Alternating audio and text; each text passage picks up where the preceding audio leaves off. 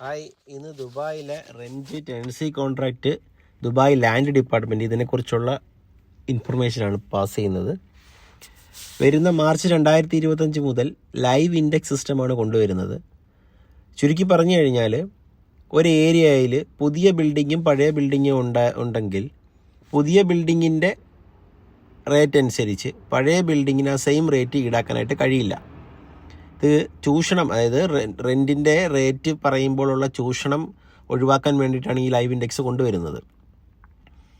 ഇനി ഇപ്പം നമ്മൾ പഴയ ബിൽഡിങ്ങിൽ താമസിക്കുന്നവർ മാർക്കറ്റ് വാല്യൂവിൻ്റെ 0% മുതൽ 10% വരെ താഴെയാണ് റെൻറ്റ് കൊടുത്തുകൊണ്ടിരിക്കുന്നതെങ്കിൽ അടുത്ത വട്ടം റിന്യൂ ചെയ്യുമ്പോഴത്തേക്കും നമുക്ക് റെൻറ്റിൽ ഹൈക്ക് ഉണ്ടാവില്ല. എന്നാൽ 10%-നും 20%-നും മാർക്കറ്റ് വാല്യൂവിൻ്റെ 10%-നും 20%-നും താഴെയാണ് ഇപ്പോൾ നമ്മൾ ആ ഏരിയയിലെ ആ ബിൽഡിങ്ങിൽ റെൻറ്റ് കൊടുത്തുകൊണ്ടിരിക്കുന്നതെങ്കിൽ നമ്മളിൽ നിന്ന് അടുത്ത തവണ ടെനൻസി കോൺട്രാക്റ്റ് റിന്യൂ ചെയ്യുമ്പോൾ 5% കൂടി എക്സ്ട്രാ വാങ്ങാനായിട്ട് പറ്റും.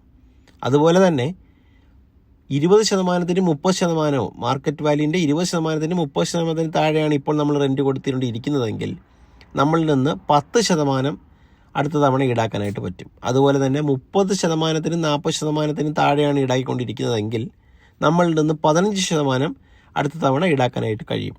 40%-ന് താഴെ ആണ്, അതായത് 40-ന് മുകളിലുള്ള ഏതിനും നമ്മളിൽ നിന്ന് മാക്സിമം 20% വരെ ഈടാക്കാനായിട്ട് കഴിയുള്ളൂ.